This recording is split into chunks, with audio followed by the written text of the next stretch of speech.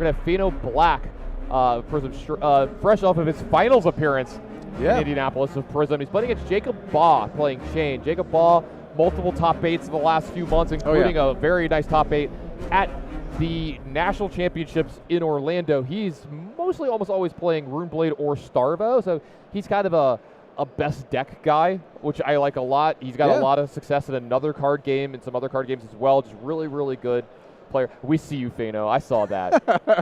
ever the showman. Yeah, yep, 100%. And, you know, I like seeing Chane here, right? Chane was one of the heroes that I think was a favorite going into this weekend, and we really haven't seen him perform as well as a lot of folks anticipated, right? I know personally I thought Chane was going to be a little bit more represented and perform a little bit well.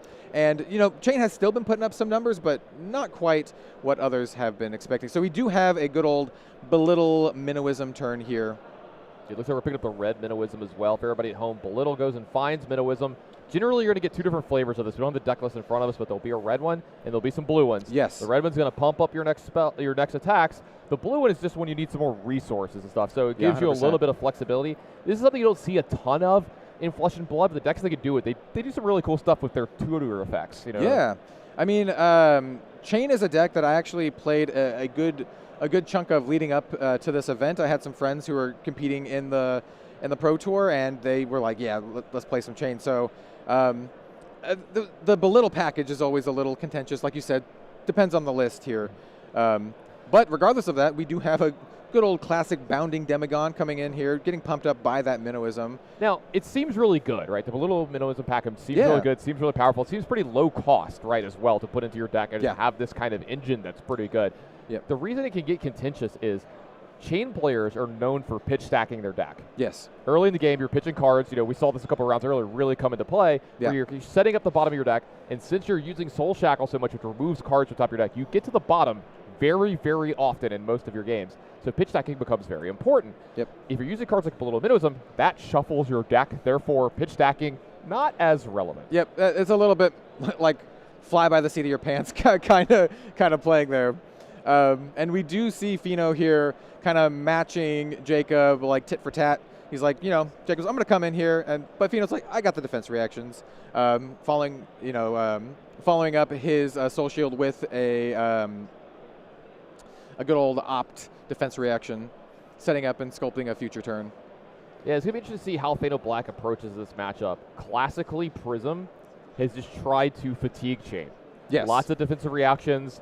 They may get attack in here or there, but they just want to set up to not take a bunch of damage. We see there are some auras in Pheano's hand if he wants to start going that route, but maybe he's going to get some Herald spam going in, push a little bit of damage. Maybe you can win a game that way, but sometimes they try to go toe-to-toe with Chane through the entire game. You know, Tyra Horsebowl made that strategy really, really popular on his way to winning the calling in Las Vegas, beating the menace that was Chane there by just fatiguing most of them out. Yeah, and so we have a blue Herald of Triumph coming in just for 5 here, but it does threaten an on-hit effect. And, you know, going into the Soul is kind of a big deal for Prism here.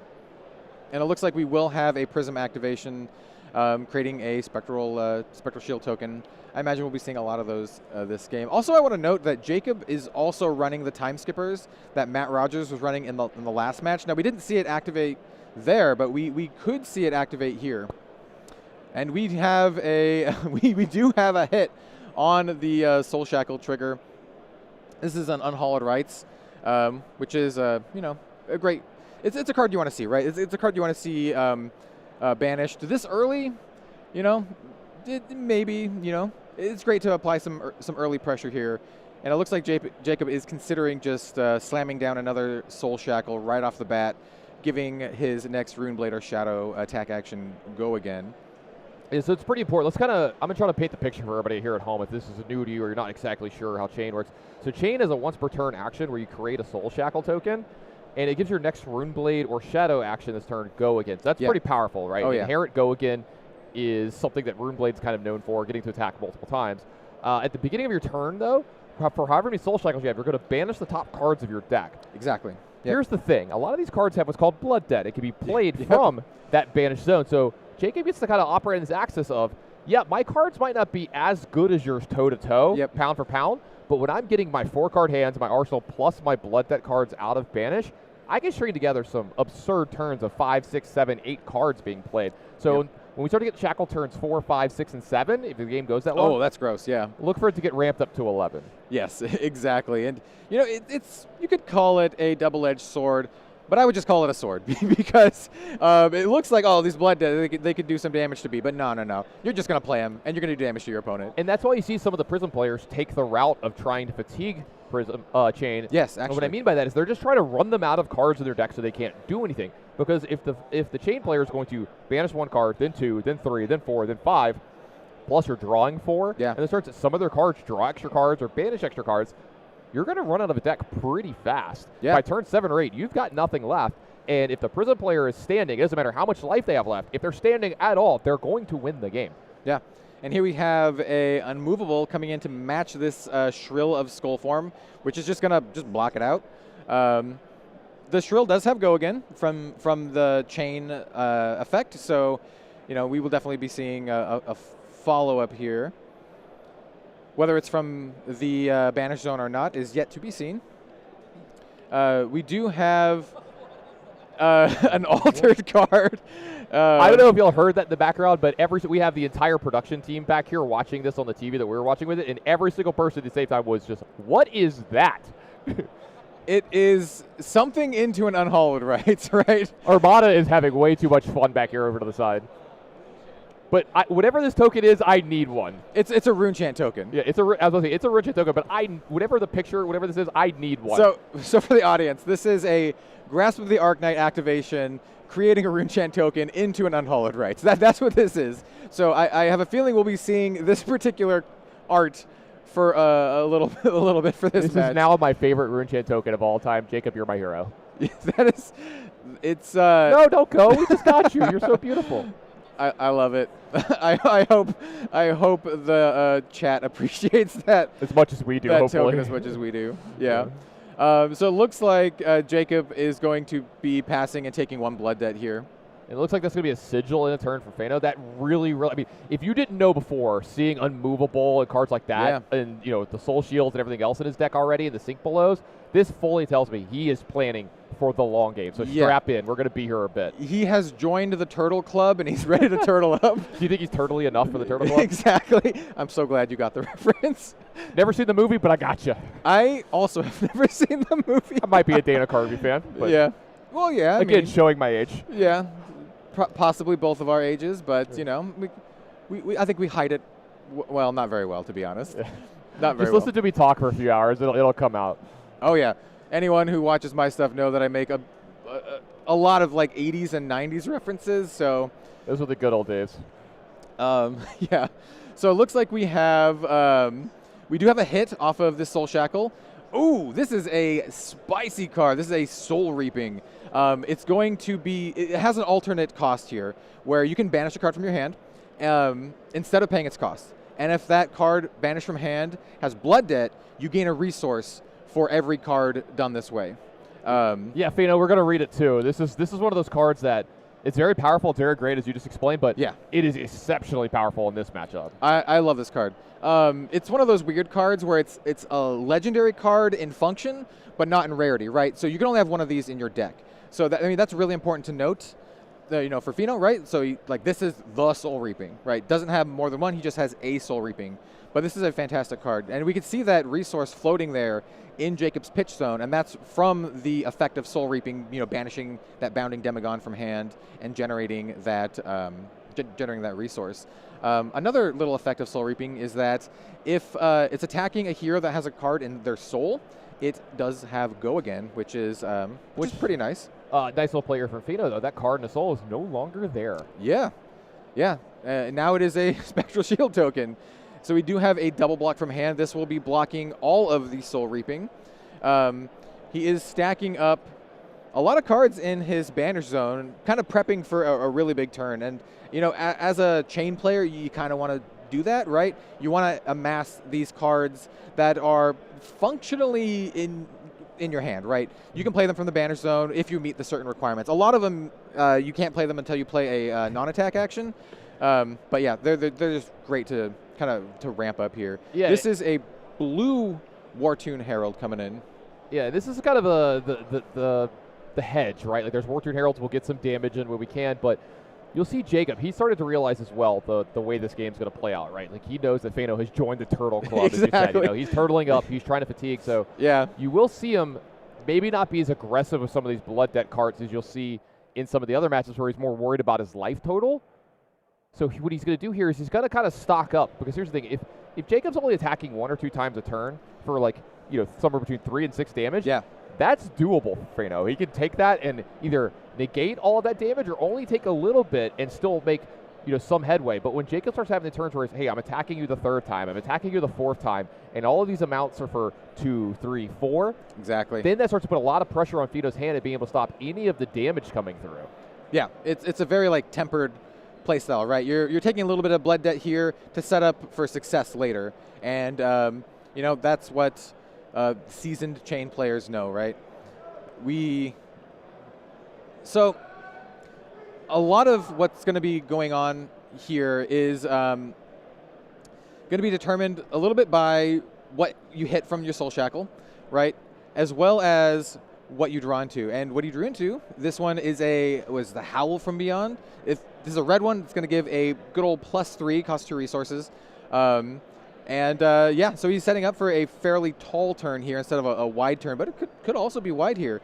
This is a non-attack action, and because it's a non-attack action, he will be able to play those Bounding Demigons and that Unhallowed Rites from his Banish Zone if he wants to go that route this turn. Super important, that distinction, right? It's going to be able to allow those Bounding Demigons to come out of Banish if you want. Also, there's still that Rosetta Thorn that we haven't been able to talk about yet. Yeah. This game, and going non-attack actions into attack actions makes that a lot better too. This is going to be really, really good against Pheano Black, because presenting that kind of attack where you have physical and arcane damage makes it harder. So this is going to be the first turn where Pheano's really, really put to the test. So he's going to have a 7 power attack here. So this is going really tall, yes. right? This does have Go Again, because you see Chane kind of activated right there. It's like you're letting him remind. It's a physical reminder. This has Go Again. So the next attack is either going to be, you know, another small attack or possibly Rosetta Thorn here that that attacks in 2 different ways, right? It attacks for 2 physical damage and 2 arcane damage. So now you're starting spreading stuff out. You got 1 big attack, 1 small attack, and another different small attack. Yeah, 100%. And we do see a pretty big block here from Pheano, opting to block with 2 cards, blocking out 6 here. I do love the like the physical representation on the board here with that Chane, like you mentioned, just saying, hey, this does have Go Again, just to be completely clear. I love the really, really tight plays here at the Pro Tour. I mean, the Chane turns are probably some of the most complicated, if not the most complicated turns, especially later in the game. You'll see 10 cards hit the combat Chane, and that's just from Chane side of the board, not to mention the blocking and activations on the other side. So now we see a Captain's Call come out. Yeah, so Captain's Call is a modal card, right? It has a couple different effects. I would be willing to bet that he chose Go Again on this one. And so it could either pump for 2 or give, in this case, a yellow version, a cost 1 or less Go Again. And we have the Bounding Demagon coming in from the Banish Zone. It will get pumped up by its own effect because it's played from the Banish Zone, but it will also have Go Again. And it looks like Jacob is like, you know what, let's follow that up with my other Bounding Demagon. Let's go Abounding. Yeah, 2 options here. He could Bounding Demagon for free, or he could use that card in his hand to pitch to Rosetta Thorn, doing the 2 different kinds of damage like we talked about. I kind of like this play, and I kind of agree, Jacob, here. It does put a little damage through. It does get a different attack, but this allows him to arsenal up.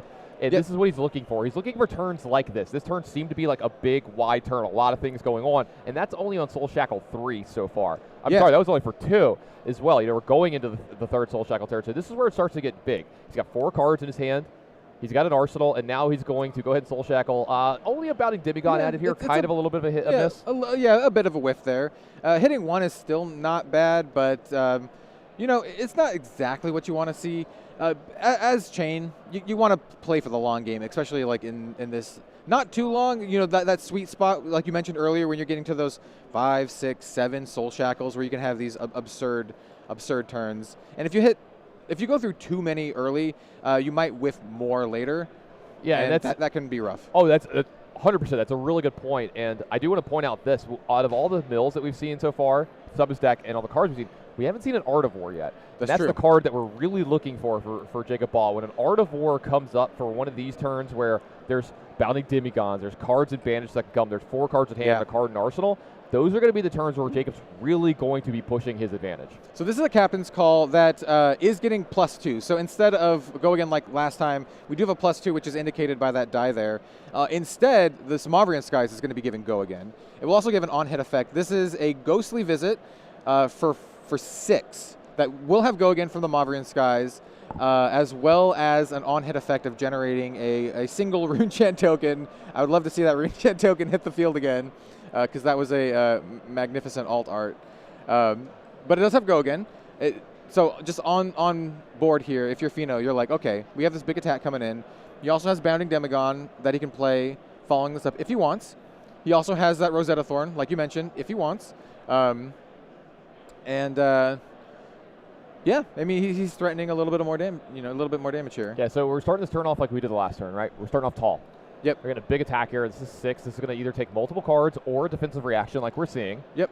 And so, yeah, this Soul Shield will be blocking for 6, and it will go into the Soul, and we have that Bounding Demagon coming in. And it's going to have the Mavrian Skies. Yep.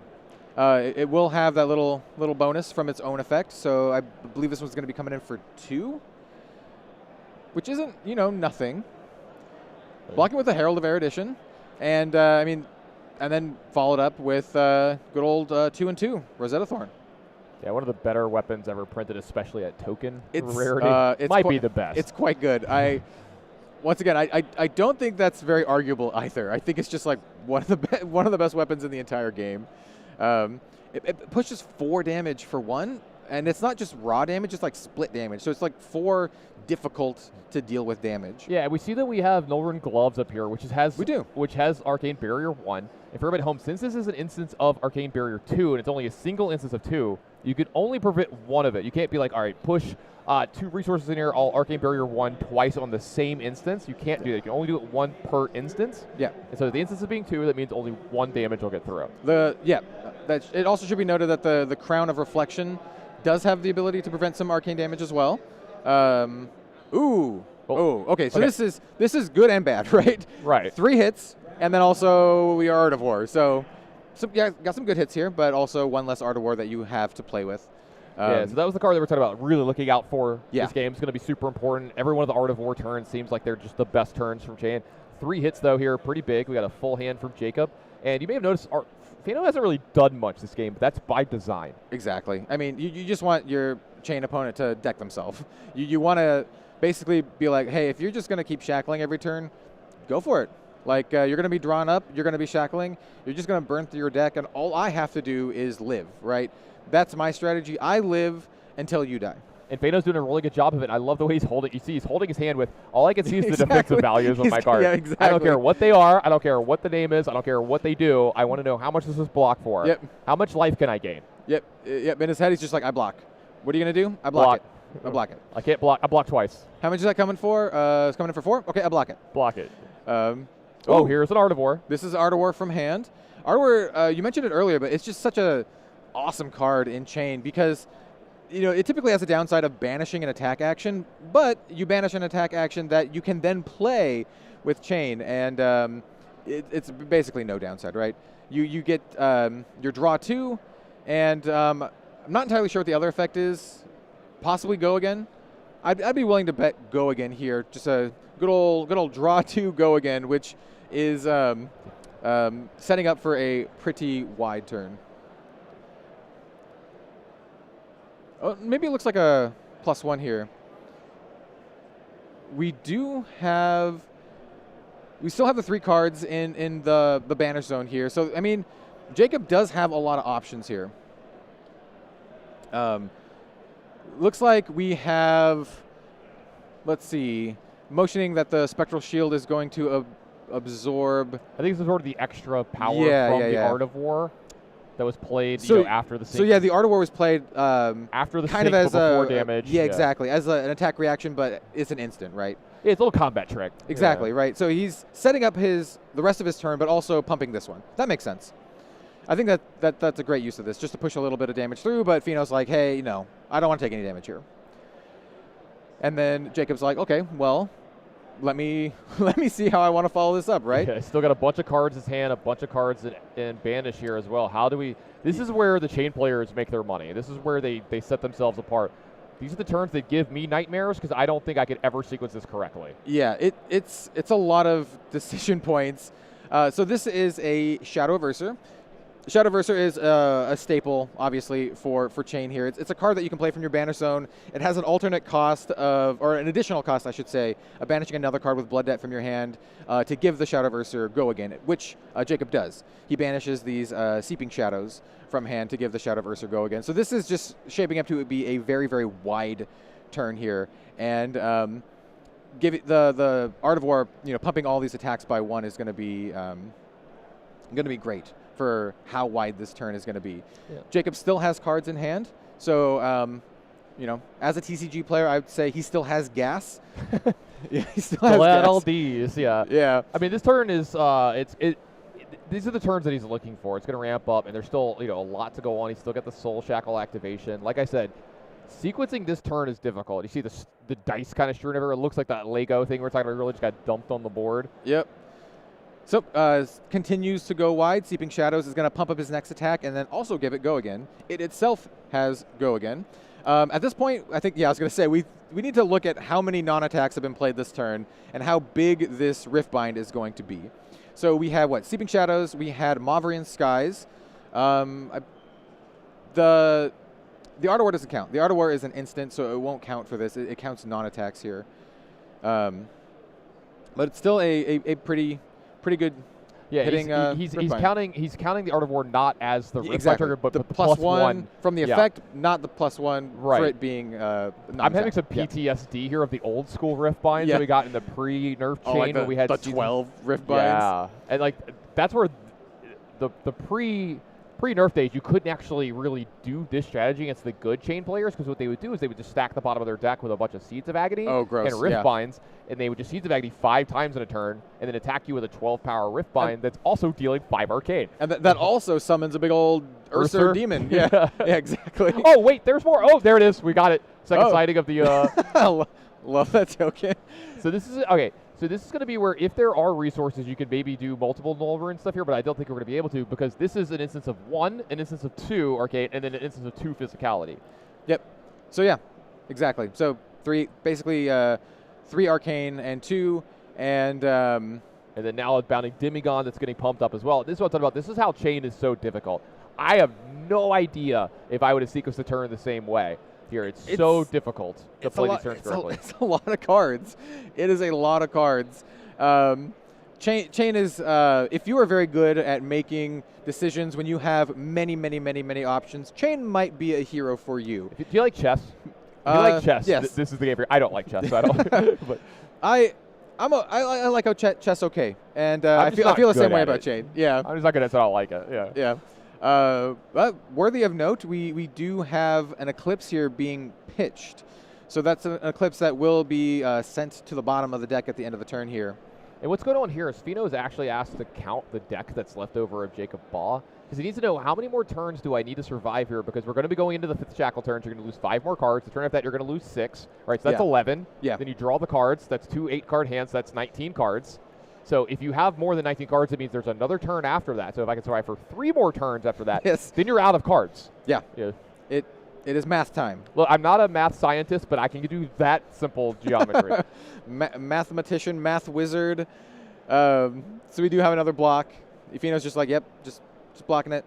I need to block it. But Jacob's doing a good job. Even though Pheano has joined the Turtle Club, Jacob is doing a good job of pushing that damage through. I would say it's fairly successful. If I'm the Chane player here, I'm still pretty happy, right? You're ripping your opponent's hand every single turn, and you're still applying this pressure and this damage. And it could be going better, but it could definitely be going way worse. For sure. Right, 100%, right? Yeah. I mean, if you have these turns where you're not dealing any damage at all, then it feels insurmountable. But at this point, I don't think it feels insurmountable at all. And I think that's exactly why, like you just said, Pheano picked up the deck and counted it out. So this one is Lead the Charge, which is another card that gives Go Again. Lead the Charge into a Command and Conquer. He's like, all right, here's a Command and Conquer with Go Again. No defense reactions for you. So here's some 6 damage. And also, it's going to threaten that card in your arsenal as well. Yeah, there's also the extra action point here. So Chane actually has 2 action points here now for the rest of this turn, because this had go again, and then go again, and then it gains the action point from the lead the charge. Yep, and he's like, here's a good old 2-2. Would you like to take some arcane damage and also get poked by my thorn? And Jacob is like, yeah. I mean, that wasn't as wide of a turn as last turn, but still able to push some damage through, and arsenal for a future turn, which I think is where you want to be here. I think they're just kind of maybe calculating damage here. Got a judge coming in to talk about it. So like, while they're discussing here, if you're a Pheano, how are you feeling?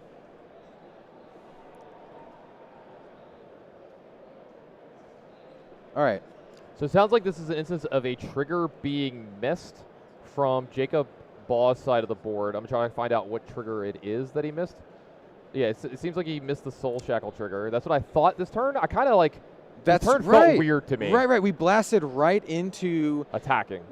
He immediately slammed down that lead the charge without doing the Soul Shackles. I was kind of confused because that never happened, and I thought I missed something somewhere, because this is really weird, and you can see the kind of giggle from both players here, because this isn't something that comes up very often. Nerves maybe getting in just a little bit. They're both 7-3, that same kind of situation that we led the round off with. A lot of high pressure.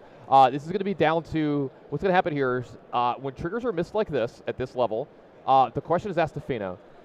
This trigger, your opponent missed it. Would you like to put this trigger on the stack? Would you like this trigger to resolve, or would you like trigger not to resolve? And we're going to have to wait to hear exactly if he did that or not. It's a very interesting call, because it's both good and bad, right? Like I said, double-edged sword. It does dump a bunch of stuff into the banish zone, which could give Jacob a very explosive turn, but at the same time, it could just help mill Jacob out here. And I do think that it looks like they're opting to not activate the trigger here. And that's an interesting thing here, because it would happen in the turn, the trigger would happen, and maybe Jacob draws a bunch of stuff, but Pheano's already blocked with his entire hand. Yeah. Yeah, you want to mill the cards, but at the same time, it's like, I kind of want to take my turn of not being hit in the face a bunch. Right, exactly. And it was just a very, very interesting and a little bit of an awkward situation, but it was navigated. And it looks like Jacob is kind of counting the deck here as well. He's like, okay, how much do I have here? The count got messed up a little bit, missing the trigger of the Soul Shackles. So, I mean, we have a six count on the Shackles. I mean, there's a definite clock here, right? 6 is a decent number in this case. And if you're drawing up, 4 cards a turn plus the 6 Shackles, you're going through 10-ish, plus or minus a few cards a turn. We have a pretty significant half whiff. We had 3 hits, 3 whiffs here. The hits can push a little bit of damage here. We have Invert Existence, which can deal a little bit of arcane damage. We have another Bounding Demagon, and we have a Riftbind like we've seen before. This Invert Existence is a card we haven't seen yet. It's an instant that you can play from your banish zone, and it will let you banish cards from your opponent's discard pile. And if you banish an attack action and a non-attack action, it'll do 2 arcane damage. So, we can push a little bit of damage here. Now, there is a threat that I'd like to mention that we need to start bringing up because of the length of this match, and we haven't really talked about it yet, but the clock is actually starting to come into factor here. Yeah, Pheano's still at 24. Jacob's at 30. Jacob's not going to die anytime soon until he runs out of cards. Like, Pheano's not going to kill him. Right. I mean, yeah, this isn't like a game of Flesh and Blood at your kitchen table that you can just play for 2 hours, right? There is a very relevant and important clock here that, I mean, it's not something we talk about or see a lot, but it is still very, very important, especially in these like Turtle Club matchups. And I can never unhear that, by the way. I know. But I mean, like I said, like it's one of those situations where this is something you really have to be mindful of, both as someone watching it, but also as a player, right? If you're Pheano here, you gotta be like, okay, so this is my strategy. My strategy is to block everything out. Can I still win if I do this? Do I have enough time to do this?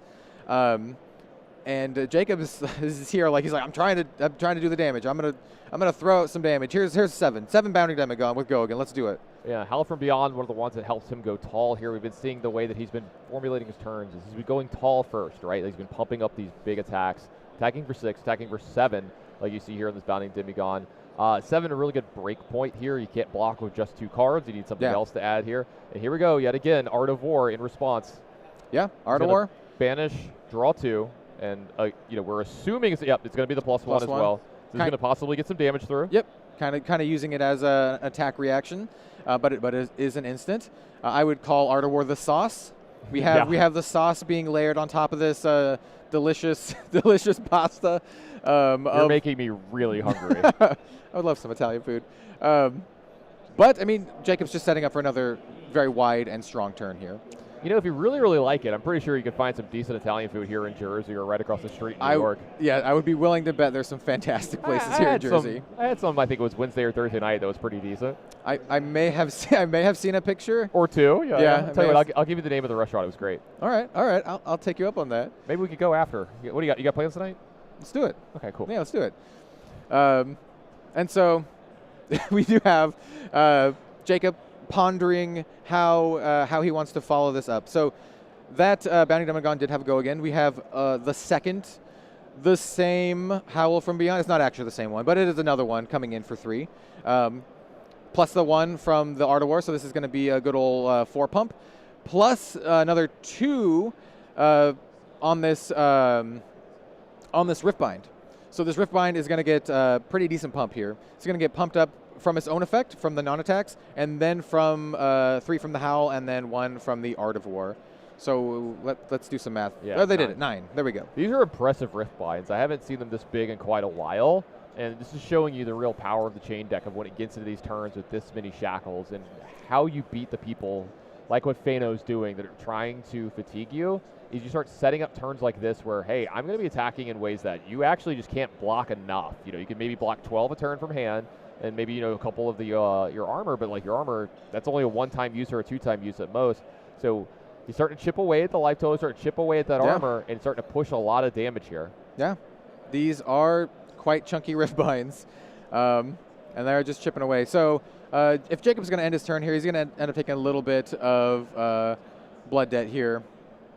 Which he's fine with, right? He's not being attacked a lot by Pheano. Pheano, that's not how he's going to win the game. He's going to win the game when Jacob runs out of stuff, when he runs out of cards. He's going to be like, all right, now I attack you with the Herald, now I attack you with the Herald, or I'll attack you for 1 with the Spectral Shield as many times as I absolutely need to do. Yep, and Pheano's just like, draw up, pass back, and we immediately have the Soul Shackle triggers. Looks like we have another 3 hits here, so total of 5 in the Banish Zone. I think he's only going to get 1 more turn of Soul Shackling from here, too. There's not a lot left, So we have, what is that, double Bounding Demagons, Unhallowed Rites.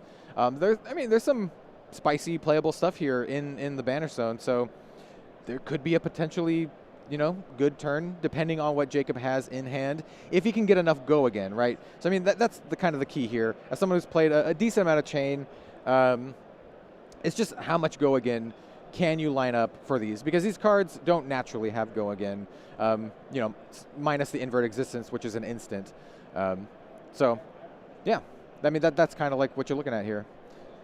Jacob just needs to get some Go again, line it on up. We have 1 from Chane that he can do, and whatever else he's got in his hand. Yeah, these turns are very, very difficult for Jacob as well. How do you sequence them? We keep reiterating that, but I want everybody at home to know how difficult this actually is to make sure this is going on. This looks like a red Minnow Wisdom's going to lead off, pumping up the next attack. Yeah. I would like to note that Jacob also has... Okay, so this is Minnow Wisdom into a Belittle, revealing to go fetch up another Minnowism. Whether it's blue or red, I guess we will find out. I actually don't even know if he's going to look. He might have already banished all of them. Yeah, that's a good point. Yeah, he's going to pick up. We're gonna find out. I think he might have just said, "I don't think I will." It does look like he's going to look. Okay. Yeah. So he'll get to search and possibly fail to find. Oh, he does have 1 left. Okay. Oh, it's a blue one. All right. The blue extra resources added in. Yeah. The blue one in a go wide turn is very useful, right? Very ideal. Yeah. This is where early in the games or in turns where you already have everything set up, you want to go get the red one so you can push a lot of extra damage like you started the turn off with. Yeah. But in turns like this where you're trying to go really, really wide, and you want to use all the cards in your hand, you want to use all the cards that you have in your banish pile, go and get the blue one is really good because it gives you those 3 resources added to your hand while still using the stuff that you used earlier to go get this is actually pushing damage and stuff as well. So this puts the range of your turn at a much wider and higher spectrum than it was, right before you got this card. Yeah, and Jacob does have Time Skipper still, right? He's got like some action points kind of in the back pocket that he can use. It does cost 3 to activate, but he just conveniently grabbed a 3-pitch card. So I mean that could be a possibility if he doesn't have enough go again in his hand.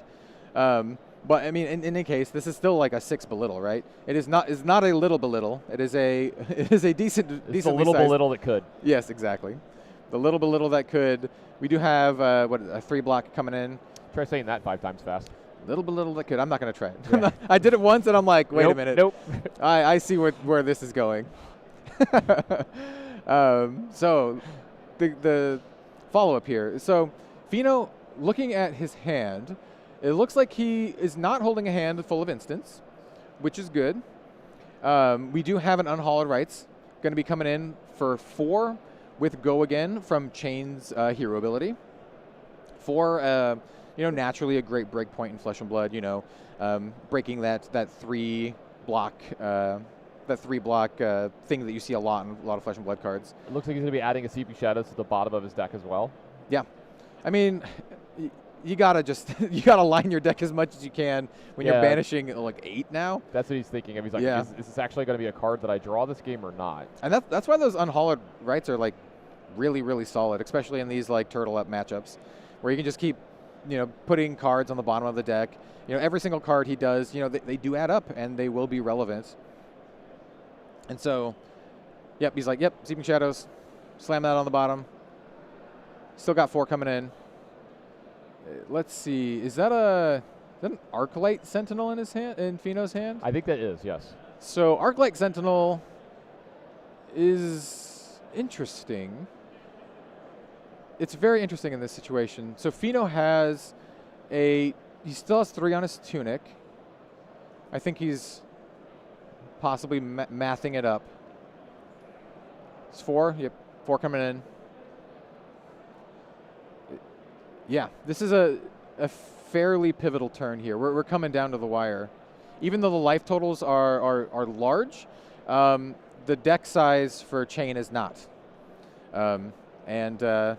It will be gone in like 2 turns or less.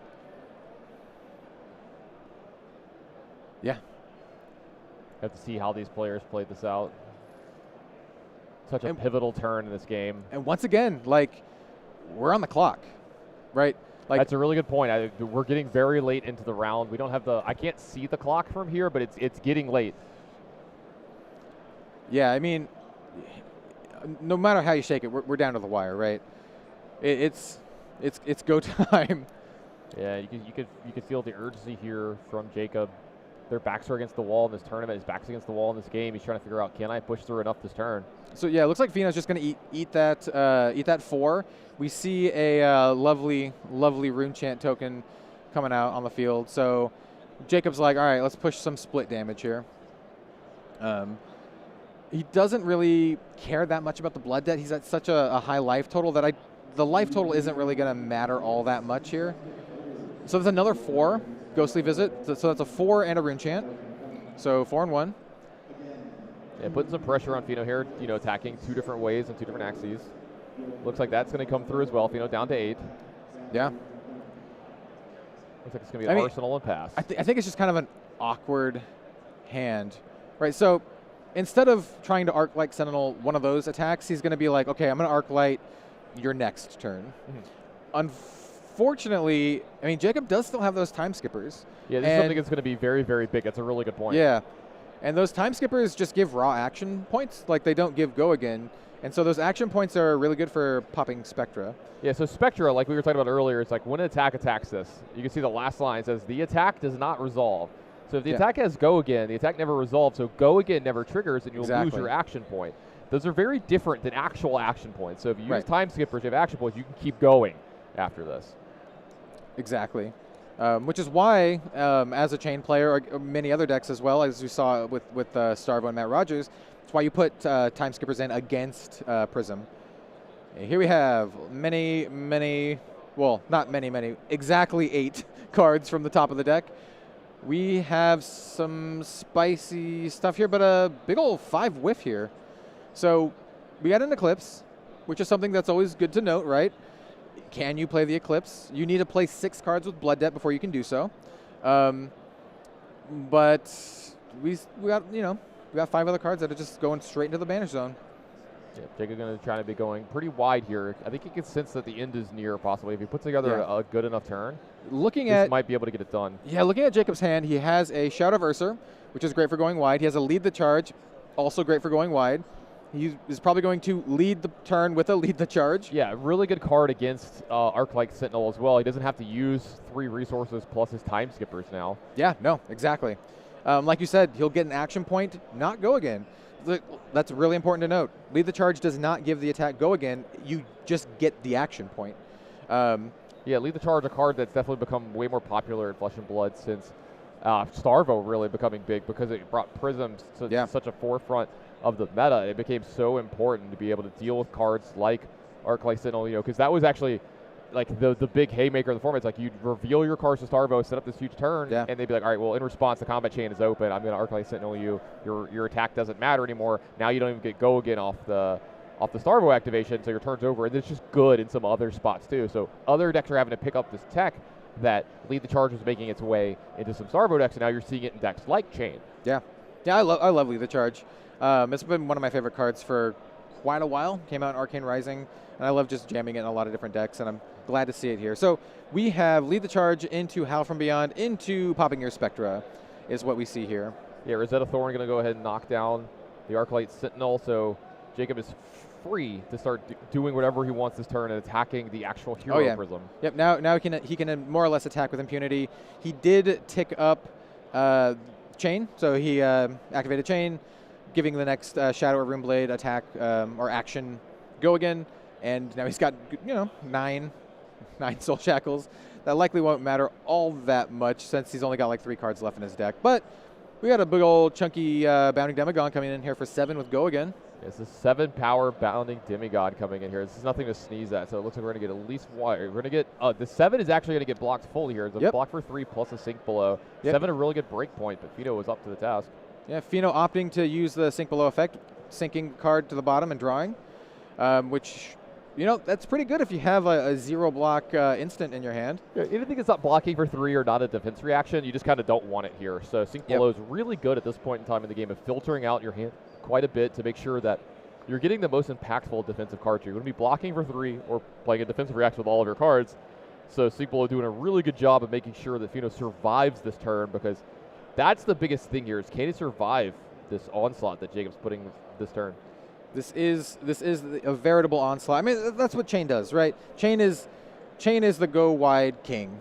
He's just like, if I can get to this point, I just got all the things. I'm just going to go as wide as possible and try to slam it down. So here we do have the Time Skippers activation, like we talked about. Time Skippers will give 2 action points. It itself costs an action. So you gain 1. You basically gain 1. Yeah, you net 1. So Jacob is kind of like floating 2 action points here, right?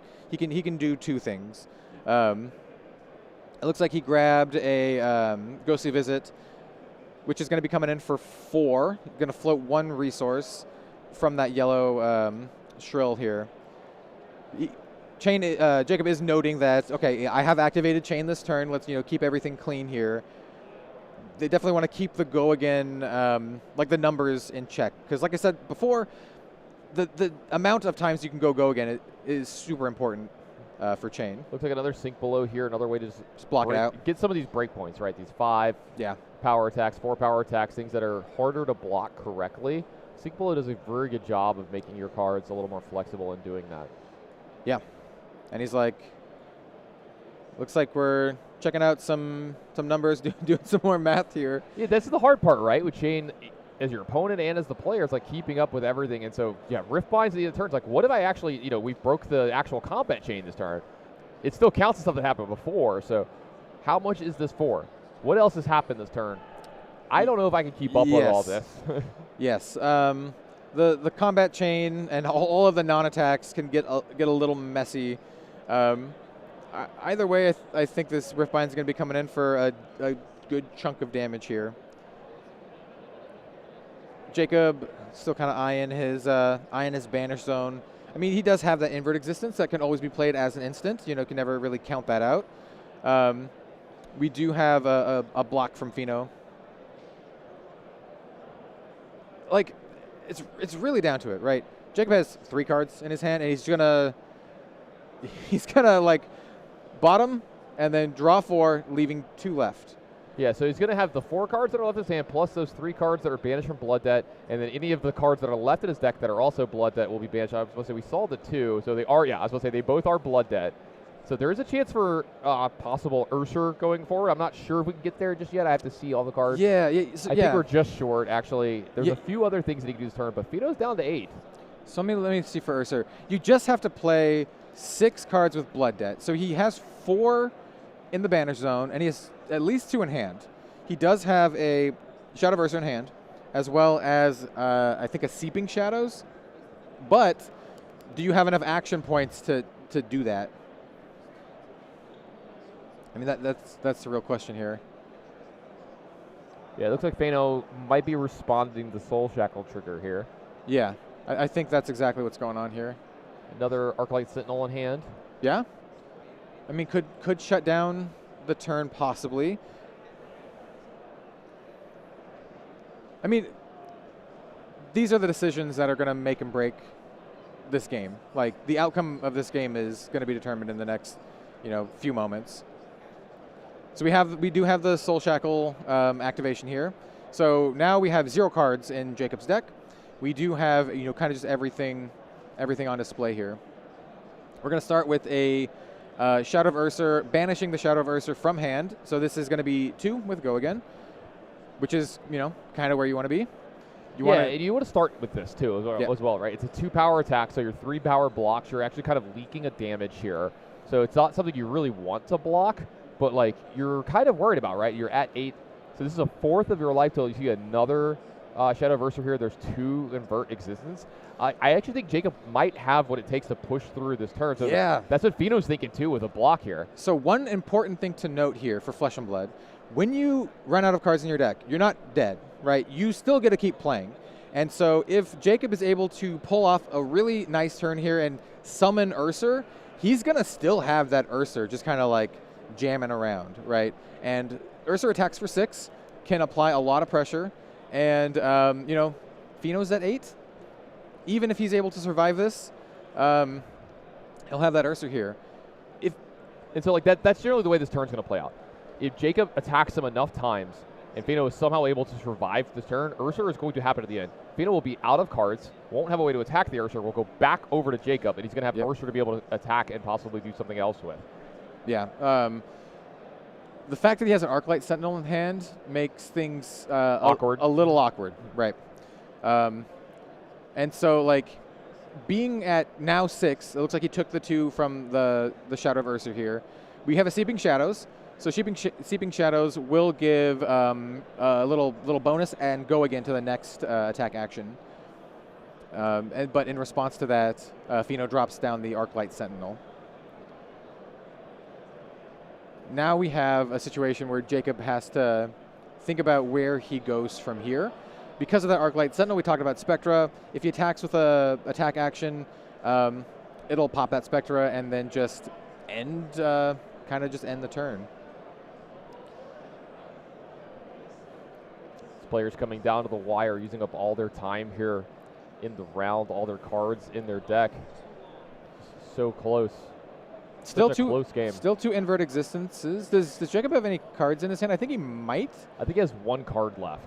Because, like, invert existence can still do damage. Like, if Pheano has no cards in hand and no resources available, that's 4 arcane damage from invert existence. And he's at 6.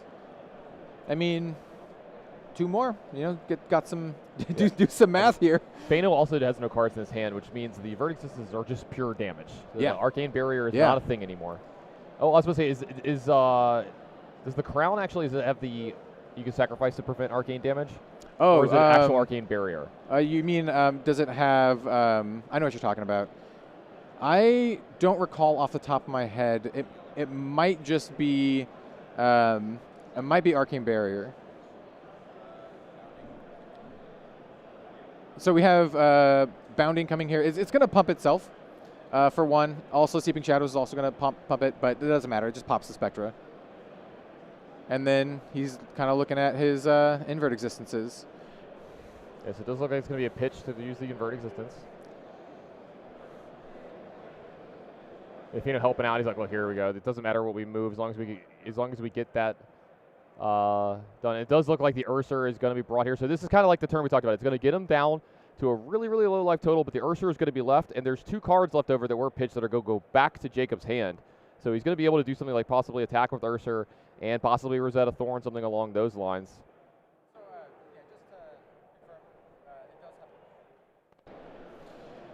So, so just to confirm, the Crown of Reflection does indeed have Arcane Barrier. So, yeah, was not able to... It's not Null Rune. Exactly. Right. Well, no, it is kind of like Null Rune. It doesn't have the other one where you can just do free roll it. But like we talked about, we have this Ursa slamming down, and you know, threatening a lot of damage here. Yes, Ursa does have go again. You got. I mean, I know Chane used to be a boogeyman, but I always love seeing Ursa come down. It's a really cool part of this game. Like these allies. Yes, finding ways to still bring in Ursa without Seeds of Agony as well. I mean, it's a slog now. It used to be a lot easier. Now it's actually something that you really, really have to work super, super hard for. What Jacob's going to do is make an Arcane here, and then it's going to leave him over with a action point to be able to use that Rosetta Thorn. Yep, 100%. And he's coming in for 2. So 2 Arcane from the Rosetta Thorn, 1 from the Rune Chant, and then 2 physical. So it looks like we're going to have a pitch here, possibly using those Null Rune gloves. Yep. So it looks like he's kind of motioning to that. He's like, okay, we're gonna prevent some of this damage here. Yeah, it puts Pheano down to 1. That Ursa's still there. So he's going to gain 3. That's a sigil. That's a sigil. So yeah, he's gonna go back up to 4. I mean, Pheano's doing a good job of like clinging on to life here. Yeah, but the writing's on the wall here. He's going to be able to Soul Shackle multiple times, Ursa every turn, and then attack with Rosetta Thorn every turn. So he's going to be taking up almost everything. Is that an Arclight Sentinel almost here?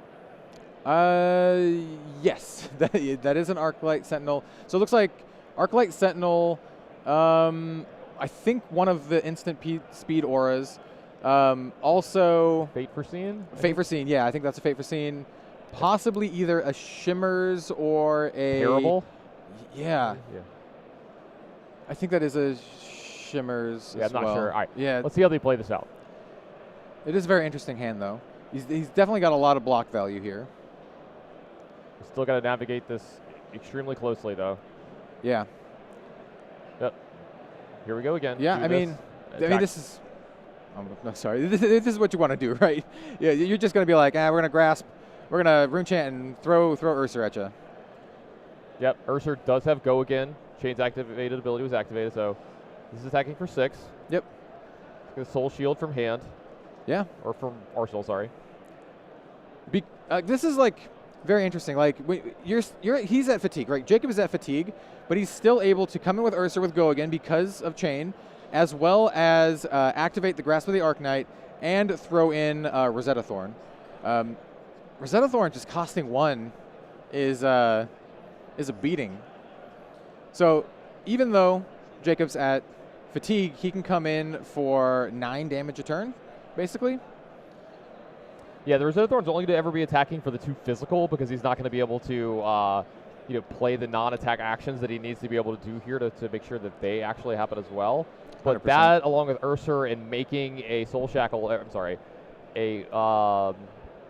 Rune Chant every turn is going to push a lot of extra damage through. Yeah, and so it looks like we have a Prism activation to generate a Spectral Shield. A block from Grasp of the Arknight here. Yep. It definitely will help prevent that arcane damage. Going up to just 12 soul wash, shackles. rinse, and repeat here. Looks like Ursa's going to attack. Yep. I mean, this is Jacob's turn now. From now on, like he's just gonna exactly like you said, rinse and repeat, right? Got a little block here. I do believe this is, so we have a 3 block, and I think the first card was a 2 block if I remember right. So this is going to be 5, and the Spectral Shield gets pops. Yeah. So 5, 1 goes through. Or blocking 5, 1 goes through. Yeah, Spectral Shield gets Pheano popped. down to 2. Here comes the Rosetta with the +1. So it's 2 and 1, not 2 and 2. So it looks like a block and then a pitch. Yep. So it's going to be able to block the damage, stop the arcane. So we're just going to do this all over again. Yep. And he's actually doing a good job of chipping Pheano down. Chipping's at 2. Pheano's at 2 now. Yep. All right, shackle number 13. This is lucky number 13 here. Let's see if this one gets it done. Exactly. This is kind of brutal. Like Pheano successfully fatigued Chane, but on the last turn, Ursa showed up to save the day. Yeah. Like clutch Ursa just coming on in. I mean, it just shows how powerful these allies are. Absolutely. I mean, so they're well worth the effort. Yeah, it looks like we're getting the double block here, kind of what we've been having every turn. Yep, double block. Like Pheano basically Jacob basically just needs Pheano to have an awkward hand, right? A hand that has a bunch of no blocks or instances or something like that. It looks like we're actually getting an attack here from Jacob, the card that's been left over besides the Minnowism every turn. Yeah, very. And that gets the last 2 cards out of Pheano's hand. Pheano's going to be able to kill the Ursa. Yeah. So we have, with Ursa dead, does Pheano have it? Well, I was going to say, hold on one more. It looks like we have a judge coming over. Maybe the players have actually run out of time. Like we mentioned before, like time is a very real thing. And this game has... It is not a construct. It is actually real. Yes. Not a figment of my imagination. A very real thing. All right, so it looks like the players are going to work it out. Yeah. And I'm gonna get confirmation on this just now. I've got the judge talking in here. It does sound like the players are going to decide to draw this round, so there will be no winner for this round. And I don't know about you, I am worn out after that long slog of a game between these 2 games that we were doing. What a crazy game of Chane going through the entire deck and multiple turns of Ursa.